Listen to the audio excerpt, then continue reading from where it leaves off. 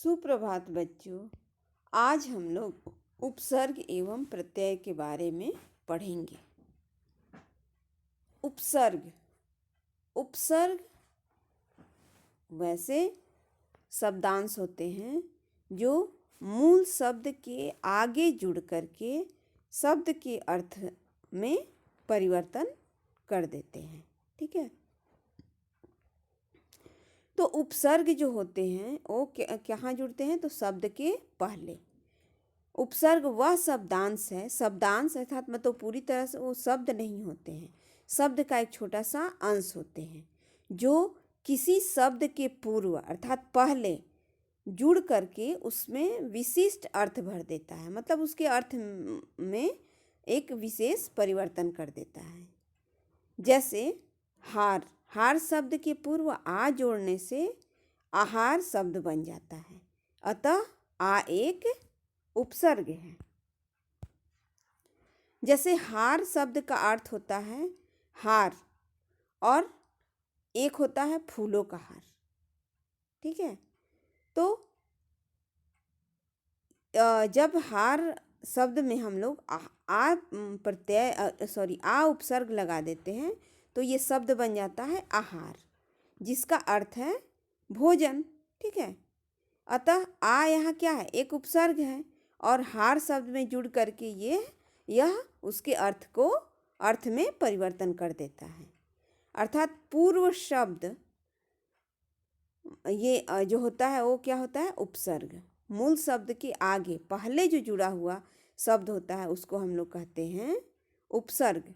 तो आहार शब्द में मूल शब्द क्या है? हार, और उपसर्ग क्या है? आ।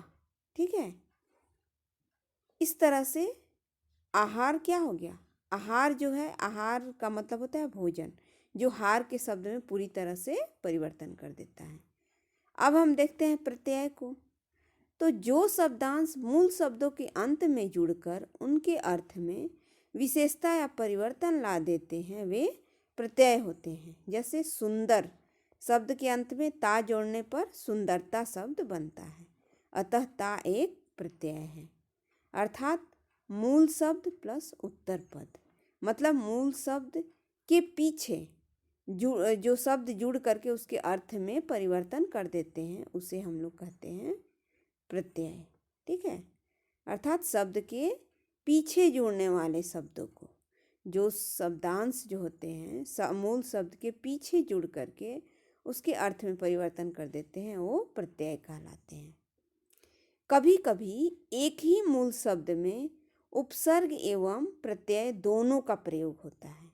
ठीक है, मतलब जो मूल शब्द होते हैं उसमें उपसर्ग भी लगे होते हैं, शब्द के पहले भी शब्दांश जुड़े होते हैं और बाद में भी। तो शब्द के पहले जुड़ने वाले शब्दांश को क्या कहते हैं? उपसर्ग, और पीछे जुड़ने वाले को प्रत्यय। तो इस तरह से स्वतंत्रता शब्द में स्व, उपसर्ग और ता प्रत्यय जुड़े हुए हैं और मूल शब्द क्या है? तंत्र। इस तरह से शब्द क्या बनता है? स्वतंत्रता। कभी कभी दो प्रत्ययों का एक साथ प्रयोग किया जाता है। दो प्रत्यय, प्रत्यय मतलब पीछे जुड़ने वाले शब्द। जैसे एक शब्द हम लेते हैं समझदारी, समझ मूल शब्द है और इसमें दार और ई जो है वो प्रत्यय हैं। समझ में हम दार जोड़ते हैं तो क्या बनता है? समझदार, और उसके साथ जब ई जोड़ देते हैं तो बन जाता है समझदारी। तो इस तरह से कभी कभी एक ही मूल शब्द में दो प्रत्यय भी जोड़े जाते हैं और एक नया शब्द बनाया जाता है। आइए अब हम कुछ प्रश्नों को देखते हैं। जैसे प्रश्न है, निम्नलिखित में से उपसर्ग रहित शब्द कौन सा है? ठीक है, उपसर्ग रहित मतलब कि उपसर्ग के बिना। तो इसमें पहला जो शब्द है वो है सुयोग। सुयोग मतलब इसमें योग जो है मूल शब्द है और सु जो है वो उपसर्ग है। ठीक है, पहले उपसर्ग किसको कहते हैं? जो शब्द के पहले जुड़ते हैं। तो यहाँ योग मूल शब्द है और सु जो है वो उपसर्ग है। उसके बाद दूसरा विदेश, इसमें देश क्या है, मूल शब्द है, और वि जो है वो उपसर्ग है। अत्यधिक में अति, अति जो है वो क्या है, उपसर्ग है, और अधिक जो है वो मूल शब्द है। सुरेश, सुरेश में उपसर्ग नहीं जुड़ा हुआ है, तो इसका सही उत्तर क्या होगा, सुरेश, क्योंकि सुरेश में उपसर्ग जुड़ा हुआ नहीं है, इसमें प्रत्यय है, सुर प्लस ईस, सुर मूल शब्द है और ईस जो है वो प्रत्यय है। अब दूसरा क्वेश्चन है, दूसरा प्रश्न है, किस शब्द में उपसर्ग का प्रयोग हुआ है, उपसर्ग का प्रयोग होने वाले शब्द, ऊपर में पूछा गया था हाँ कि किस शब्द में उपसर्ग का प्रयोग नहीं हुआ है, बिना उपसर्ग वाला शब्द, और यहाँ पूछा जा रहा है किस शब्द में उपसर्ग का प्रयोग हुआ है। ठीक है, तो उपकार, उपकार में क्या है, उप क्या है, उपसर्ग है। लाभदायक, लाभ में लाभ जो है मूल शब्द है और दायक जो है वो प्रत्यय है, क्योंकि ये लाभ शब्द के पीछे जुड़ा हुआ है। उसके बाद आपका पढ़ाई, पढ़ाई में क्या है, पढ़ जो है मूल शब्द है और आई प्रत्यय जोड़ने से बना है पढ़ाई, तो इस तरह से इसमें उपसर्ग नहीं प्रत्यय है। उसी तरह अपनापन, अपना जो है मूल शब्द है और पन जो है वो प्रत्यय है, तो इस तरह से उपकार को छोड़ करके बाकी तीनों जो शब्द हैं उसमें प्रत्यय जुड़े हुए हैं और उपकार में उपसर्ग जुड़ा हुआ है। इस तरह से इस प्रश्न का उत्तर हुआ उपकार। तीसरा प्रश्न है, निम्नलिखित में से किस शब्द में प्रत्यय का प्रयोग हुआ है। यहाँ हम लोगों को बताना है प्रत्यय का जिस शब्द में प्रयोग हुआ है, अर्थात पीछे जुड़ने वाला शब्द। तो इसमें विकल, विकल, विकल में कल मूल शब्द है और वी जो है उपसर्ग है, क्योंकि शब्द के पहले जुड़ा हुआ है। उसी तरह से अलग, अलग में भी उपसर्ग जुड़ा हुआ है, लेकिन धनिक जो शब्द है उसमें धनी मूल शब्द है और इक जो है वो प्रत्यय है। इस तरह से इसका सही उत्तर होगा धनिक।